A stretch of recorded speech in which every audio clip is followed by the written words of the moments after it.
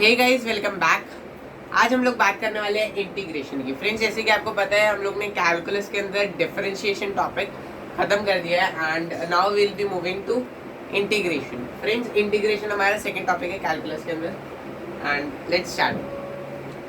Friends, integration को हम लोग बोलते हैं एंटी डेरिवेटिव। इसको हम एंटी डेरिवेटिव भी बोल सकते हैं, इसका मतलब ये है। एंड ऐसा क्यों है वो हम लोग देखेंगे। आज के वीडियो के अंदर हम लोग कवर करेंगे इंटीग्रेशन का मीनिंग, इसका graphical meaning, then representation of integration, फिर कुछ टाइप्स ऑफ इंटीग्रेशन और उनमें से एक टाइप के बारे में हम लोग उसका थोड़ा सा एक ब्रॉड आइडिया लेंगे, यानी उसकी डेफिनेशन हम लोग देखेंगे। तो रूल्स और फॉर्मूला हम लोग नेक्स्ट या सब्सिक्वेंट वीडियोस के अंदर कवर करेंगे। So let's start. Integration is the reverse process of differentiation. Friends, हमने डिफरेंशिएशन पढ़ा था जिसमें हम लोग ने देखा था dy बाई डी एक्स ऐसे करके क्वांटिटीज हमने देखी थी एंड हम लोग ने बहुत सारी क्वांटिटीज को डिफरेंशिएट किया था। और फ्रेंड्स जो इंटीग्रेशन है इसके अंदर हम लोग क्या करते हैं, कुछ क्वांटिटी को अगर हम लोग ने डिफरेंशिएट किया है तो हम लोग उसको वापस से ओरिजिनल फॉर्म में कन्वर्ट कर देते हैं। यहाँ पे अगर हम लोग देखें तो मैंने लिखा है यहाँ पे फंक्शन ऑफ एक्स प्लस सी को जब हम लोग डिफरेंशिएट करेंगे यानी उसका डेरिवेटिव निकालेंगे तो यहाँ पे एक और दूसरा फंक्शन आएगा इन x। यहाँ पे c क्या है, it is the constant of integration, उसकी हम बात करेंगे, ज़्यादा सोचने की जरूरत नहीं है। यहाँ पे एक क्वांटिटी है जिसको हम लोग जब डिफरेंशिएट करें तो हमें एक दूसरी क्वांटिटी मिल रही है। फिर जो ये क्वांटिटी मिली है जब हम इसको इंटीग्रेट करेंगे, इंटीग्रेशन का मीनिंग समझाने की कोशिश कर रहा हूँ मैं। जब हम लोग ये जो हमें क्वांटिटी मिली है इसको इंटीग्रेट करेंगे तो हमें वापस से ये क्वांटिटी मिल जाएगी। इसका मतलब फ्रेंड्स, जब हम कोई क्वांटिटी को इंटीग्रेट करते हैं, उसका इंटीग्रेशन निकालते हैं, मतलब हम लोग वो ओरिजिनल क्वांटिटी निकाल रहे हैं जिसका डेरिवेटिव निकाल के वो क्वांटिटी आएगी जिसका हमने इंटीग्रेशन निकाला है। आई होप आपको ये वाला समझ में आया होगा। अगर नहीं तो फिर आप जैसे जैसे हम आगे बढ़ते जाएंगे आपको ये अपने आप क्लियर हो जाएगा, आप समझ जाएंगे कि हम ऐसा क्यों कह रहे हैं। मैं आपको अगर एक एग्जाम्पल दूँ तो जब हम लोग साइन एक्स का डिफरेंशिएशन लेते हैं, साइन एक्स का जब हम डिफरेंशिएशन लेते हैं तो साइन एक्स का डेरिवेटिव क्या होता है, कॉस एक्स। साइन एक्स का होता है कॉस एक्स। तो मैं कहना चाह रहा हूं कि कॉस एक्स का जब हम लोग जब इंटीग्रेट करेंगे यानी उसका एंटी डेरिवेटिव निकालेंगे so it will be sine x. But इसमें एक ट्विस्ट है। वो ट्विस्ट क्या है कि अगर हमें गलती से कोई कांस्टेंट एडेड हो हमारी ओरिजिनल क्वांटिटी में, फॉर एग्जांपल अगर साइन एक्स के अंदर एडेड हो साइन एक्स प्लस 2 या कोई भी कांस्टेंट यहाँ पर एडेड हो या सब्ट्रैक्टेड मतलब आगे एडेड हो, तो हम लोग क्या करेंगे, हम लोग जब इसका डिफरेंशिएशन निकालेंगे इस पूरी क्वांटिटी का तो ये क्या आएगा, कॉस एक्स आएगा। अब क्यों आएगा उसकी हमने बात की थी पिछले वीडियो के अंदर, लेकिन मैं आपको अगर बताऊँ छोटे उसमें ब्रीफ तरीके से, तो हमें पता है कि कोई कांस्टेंट क्वांटिटी का डेरिवेटिव जो होता है it is 0। So sine x का डिफरेंशिएशन प्लस 0, ये हमने एडिशन रूल में पढ़ा था कि y is equals to y1 plus y2 का डेरिवेटिव जो हम निकालते हैं dy बाई डी एक्स को आता है dy1 by D x plus dy2 by D x, वही हमने यहाँ पे अप्लाई किया।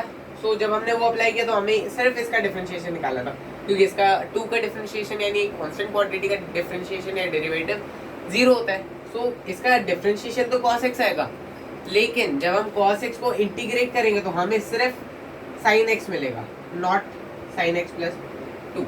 तो हमें एग्जैक्ट फिगर नहीं मिला। ये एक शॉर्टकमिंग है जिसको ओवरकम किया जाता है by putting a constant of integration, और यही हमारा c है। यहाँ पे जो मैंने c लिखा है it is a constant of integration. अब जैसे कि हमने आज तक पढ़ा है कि कांस्टेंट्स की कुछ फिक्स्ड वैल्यू होती है, फॉर एग्जांपल पाई की वैल्यू होती है 3.14285, इरैशनल वैल्यू है, ऐसा नहीं है 3.14 है, ऐसा नहीं है।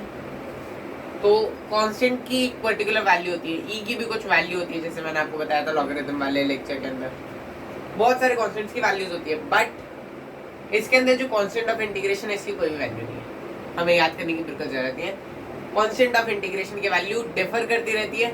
जैसे फॉर एग्जांपल हम लोग साइन एक्स भी लिख सकते, साइन एक्स प्लस 2 भी लिख सकते हैं और साइन एक्स प्लस पाई भी लिख सकते हैं, दोनों का डिफरेंशिएशन कॉस एक्स आएगा।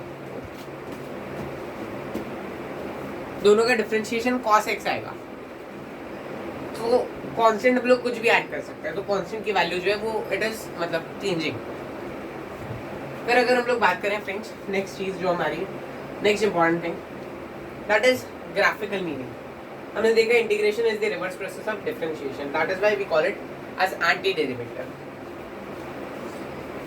Graphically integration gives us area under the curve. एक कर्व है, फॉर एग्जांपल मैंने यहाँ पे एग्जांपल लिया है, this one Y X curve, ये कर्व है, या कर्व का एक पार्ट मान सकते हैं फ्रॉम ए टू बी। इंटीग्रेशन क्या करता है, वो हमें वैल्यू देता है इसके एरिया की। ये जो एरिया है कर्व के अंडर, ये पूरा एरिया जिसको मैंने यहाँ पे शेड किया हुआ है, ये एरिया जो है ये हमें इंटीग्रेशन से मिलता है। अगर आप इसको रिलेट नहीं कर पा रहे हैं तो let me tell you, integration अगर आप वर्ड सोचे तो हम लोग की प्रीवियस नॉलेज से, यानी इंग्लिश की प्रीवियस नॉलेज से हमें पता है इंटीग्रेशन यानी कॉम्बिनेशन और means compilation of something. So integration means small quantities को ऐड अप करना। मैथ्स में भी यही मीनिंग है इसका। हम लोग क्या करते हैं, स्मॉल एरियाज को ऐड अप करके एक लार्जर एरिया का की वैल्यू निकालते हैं। इस पूरी क्वांटिटी को अगर हमें निकालना है, जैसे कि अगर हमें ऐसे करके कोई भी मतलब ये दिया हुआ है एंड हमें ये कर्व है एंड हमें इसका एरिया निकालना है पूरे का। सो ना तो ये कोई रेगुलर फिगर नहीं है, जैसे कि रेक्टेंगल, स्क्वायर या फिर ट्रेपीजियम, कोई रेगुलर फिगर नहीं है। तो हम लोग क्या करते हैं, बहुत छोटे छोटे क्वांटिटीज ले लेते हैं। यानी यहाँ से हम लोग एक लाइन ड्रॉ करेंगे, देन यहाँ से एंड ऐसे करते करते हम लोग मतलब infinite number of lines draw करते थे एंड उसके बाद में हम मतलब हर एक क्वांटिटी का एरिया निकालते हैं, हर एक स्मॉल एरिया की वैल्यू निकालते हैं एंड हम सारी वैल्यूज को इंटीग्रेट कर देते हैं, यानी ऐड अप कर देते हैं। तो हमें पूरे कर्व के अंदर जो एरिया है उसकी वैल्यू मिल जाती है। और जो आप यहाँ पे लाइंस को काउंट कर सकते हैं, but the thing is in real life हम लोग यहाँ पे इन्फिनिट लाइंस अज्यूम करते हैं। इन्फिनिट क्यों? क्योंकि हमें ये जब हम लोग ऐसे करके ऐसे लेंगे, ये एक छोटे मतलब छोटा एरिया है, but there is a thing, अगर हम लोग इसको एरिया ऑफ रेक्टेंगल से अगर सॉल्व करेंगे तो ये जो क्वांटिटी है, ये वाला एरिया हम लोग ने काउंट नहीं किया। That means there will be a difference between the actual area and the area that we have derived. दो इसमें कुछ डिफरेंस आता है, ये एग्जैक्ट क्वांटिटी नहीं मिलती हमें, but it is the most approximate most means useful value जो हमें मिलती है, closest value to the original value, वो हमें मिल जाती है फ्रॉम इंटीग्रेशन। ज़्यादा इसके ग्राफिकल मीनिंग पे जाने की हमें ज़रूरत नहीं है, तो इट इज़ नॉट इन मतलब the things that we need to learn now. हम इसके बारे में 12th में भी पढ़ेंगे, इंटीग्रेशन, डिफरेंशिएशन, इसके बारे में हम 12th में बहुत ज़्यादा डीपली पढ़ने वाले हैं। सो बस हमें अभी एक ब्रॉडली देख लेना है कि ग्राफिकल मीनिंग होता क्या है, उतना हमें पता होना चाहिए एंड हमें बाकी सॉल्विंग आना चाहिए integration topics, so that we can solve the questions that are there in our physics, जैसे कि क्या आपका सेकेंड चैप्टर है मोशन स्ट्रेट लाइन या फिर आगे रोटेशन मोशन, इन सब के अंदर हम लोग इंटीग्रेशन डिफरेंशिएशन का यूज़ करते हैं। बहुत सारे टॉपिक्स हैं मैकेनिक्स के अंदर, बहुत सारे टॉपिक्स हैं जिनके अंदर हम इंटीग्रेशन और डिफरेंशिएशन यूज़ कर रहे हैं, इसीलिए हम इनको पढ़ रहे हैं अभी। तो हमें बेसिक ओवरव्यू पता होना चाहिए और सॉल्विंग आनी चाहिए, दैट इज इम्पॉर्टेंट। हमने इन पॉइंट्स की बात की, अब हम बात करते हैं इंटीग्रेशन का रिप्रेजेंटेशन। रिप्रेजेंट कैसे करेंगे इंटीग्रेशन को मैथमेटिकली? तो ये इंटीग्रेशन का रिप्रेजेंटेशन है, मैथमेटिकल रिप्रेजेंटेशन। इसको हम लोग कैसे रीड करेंगे? It is the integration of y with respect to x। y and x both are two different physical quantities. तो हम लोग y का डिफरेंट इंटीग्रेशन निकाल रहे हैं विद रिस्पेक्ट टू x। इसको हम लोग इस तरीके से शो करेंगे। ये जो साइन है it is not a straight line, ये कुछ ऐसे है, मीन्स लाइक दिस, इसे कर्व टाइप है एंड तो मतलब आपने देखा है हम लोग f का भी कवर ऐसे ड्रॉ करते हैं, तो हमें क्या करना है, बीच वाली बस लाइन जो है उसको हटा देना है, तो हमें मिल जाएगा इंटीग्रेशन का सिंबल। फिर हमें आगे क्या ऐड करना है, y एंड dx, क्योंकि हम लोग x के रिस्पेक्ट में हम लोग बात कर रहे हैं। y एक क्वांटिटी है जो चेंज हो रही है विद रिस्पेक्ट टू x, इसीलिए हम लोग dx का यूज कर रहे हैं। सो मूविंग अहेड, ये इसका रिप्रेजेंटेशन है। हम लोग क्वेश्चंस में कैसे आएगा वो हम लोग वैसे तो देखने वाले, लेकिन मैं एक एग्जांपल दे देता हूँ। ये थोड़ा सा गंदा बन गया, कोई बात नहीं। साइन x dx, यानी ये हमें कह रहा है कि हमें साइन x का इंटीग्रेशन निकालना है with respect to x। Simple इस तरीके से हम लोग के पास में क्वेश्चन आएंगे and we will have to solve them. Okay, moving ahead. अब हम बात करेंगे टाइप्स ऑफ इंटीग्रेशन की। इंटीग्रेशन के अंदर कुछ टाइप्स होते हैं, कुछ मतलब there are basically two types, दो टाइप्स है, definite and indefinite type of integration. Definite integration के अंदर बहुत ब्रॉडली अभी देखेंगे, हम इनके ऊपर स्पेसिफिकली देखेंगे। मैंने यहाँ पे इंडेफिनाइट का बताया हुआ भी है, आज हम डिस्कस करेंगे इंडेफिनाइट इंटीग्रेशन को, और नेक्स्ट लेक्चर के अंदर हम लोग फॉर्मूले और रूल्स की भी बात करेंगे। सो डेफिनाइट इंटीग्रेशन जो है, इसमें हमें लिमिट्स गिवन होती है। अब लिमिट्स क्या है, क्या कैसे होती है, हम ज़्यादा नहीं सोचना है। लिमिट्स मीन्स एंड वैल्यूज हमें गिवन होती है, इसके बारे में हम लोग बात करेंगे नेक्स्ट लेक्चर के अंदर। इनडेफिनिट इंटीग्रेशन, इसके अंदर लिमिट्स नहीं गिवन होती है। ओके, हम बात करने वाले हैं इनडेफिनिट इंटीग्रेशन की। सो इनडेफिनिट इंटीग्रेशन के अंदर हमें जैसे कि पता है कि वैल्यूज यानी एंड वैल्यूज, लिमिट्स गिवन नहीं होती है। तो इसीलिए हम लोग इसके अंदर कुछ यूज करते हैं, दैट इज कुछ सिंबल, एक कांस्टेंट यूज करते हैं, that is C. Here limits of variable x are not given, हमें x की लिमिट्स नहीं गिवन होती। सो हम लोग क्या करते हैं, we need to add a constant of integration in the final result. अब ऐसा क्यों है, हमें क्यों ऐड करना पड़ता है, वो मैंने आपको बताया sin x प्लस c वाले, sin x प्लस 2 वाले एग्जांपल से, कि sin x प्लस 2 का डिफरेंशिएशन cos x होगा, sin x प्लस पाई का भी डिफरेंशिएशन cos x होगा, और sin x का भी डिफरेंशिएशन cos x होगा। तो हम लोग डिफरेंशिएट कैसे कर पाएंगे, डिफरेंशिएट मतलब वो नहीं, हम लोग मतलब अलग डिफरेंट अलग अलग कैसे समझ पाएंगे कि sin x प्लस 2 और sin x, वैसे तो दोनों अलग अलग क्वांटिटीज है, बट हम लोग जब इनका डिफरेंशिएशन निकाल रहे हैं वो तो cos x आ रहा है। तो हम लोग कैसे समझ पाएंगे कि हम लोग बात किसकी कर रहे हैं, हम लोग कैसे उसको रिवर्ट बैक, हम लोग ओरिजिनल वैल्यू पे कैसे आ पाएंगे, हम लोग वो जानना चाह रहे हैं। सो इसीलिए हम लोग इसके अंदर एक कांस्टेंट ऐड करते हैं, कांस्टेंट ऑफ इंटीग्रेशन। अभी आपको ये नहीं सोचना कांस्टेंट की कोई वैल्यू होती है, क्या वैल्यू होती है, कोई भी वैल्यू नहीं होती है इस कांस्टेंट की। कांस्टेंट ऑफ इंटीग्रेशन की वैल्यू डिफरिंग होती है, यानी वेरिएबल होती है, ये चेंज होते रहती है। वेरिएबल मीन्स वैसे नहीं कि x या y के फॉर्म में, ये चेंज हो सकती है, फंक्शन पे डिपेंड करता है ये सब कि फंक्शन कैसा है। जैसे कि sin x प्लस 2 भी हो सकता है, sin x प्लस पाई भी हो सकता है, दोनों की वैल्यूज अलग है, इसीलिए c की वैल्यू अलग अलग है, 2 और पाई। सो हमने बात की इनडेफिनिट इंटीग्रेशन की।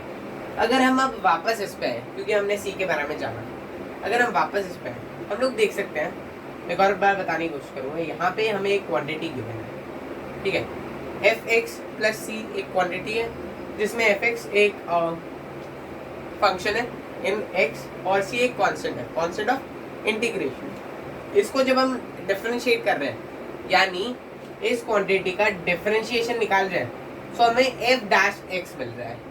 f डैश x यानी fx का डिफरेंशिएशन। फॉर एग्जाम्पल जैसे मैंने sin x वाला लिया, sin x वाला वापस ले लेंगे, sin x प्लस c का डिफरेंशिएशन होगा sin x का डिफरेंशिएशन, दैट्स ऑल। हम लोग को कांस्टेंट से कोई मतलब नहीं, क्योंकि कांस्टेंट का जो डिफरेंशिएशन होता है या डेरिवेटिव होता है, दैट इज जीरो। ये हमने पढ़ा था कि अगर y is equals to c where c is a constant, then dy by dx is equal to 0। वही सेम कॉन्सेप्ट यहाँ पे अप्लाई होता है। fx प्लस c का डिफरेंशिएशन f डैश x होगा, यानी fx का डेरिवेटिव, सिंपल। फिर हम लोग जब f डैश x जो हमें मिला, यानी fx का डिफरेंशिएशन, जब हम इसका इंटीग्रेशन निकालेंगे तो हमें क्या मिलेगा, fx प्लस c, यानी हमारी जो ओरिजिनल वैल्यू थी fx प्लस c वो हमें मिल जाएगी। अगर हमें सिर्फ fx दिया हुआ यहाँ पर, तो हम लोग जब उसको इंटीग्रेट करेंगे तो भी वो f डैश x आएगा, इंटीग्रेट करेंगे तो fx ही हमें वापस मिल जाएगा। हम लोग यहाँ पे कांस्टेंट इसलिए यूज कर रहे हैं, बारे में बताना चाहूँगा, क्योंकि वैल्यूज डिफरिंग होती है, वैल्यूज अलग अलग आती है। sin x प्लस 2 और sin x प्लस पाई वाले हमने एग्जाम्पल से देख लिया। सो आई होप आपको एक ब्रॉड आइडिया मिल चुका है दैट इंटीग्रेशन क्या चीज़ है। It is basically the anti derivative, मतलब हम लोग कोई क्वांटिटी का डेरिवेशन निकाल रहे हैं या नहीं भी निकाल रहे हैं, तो हम लोग उस ओरिजिनल क्वांटिटी को निकाल सकते हैं जिसका डेरिवेटिव ये हमारी क्वांटिटी होगी जिसको हमने इंटीग्रेट किया।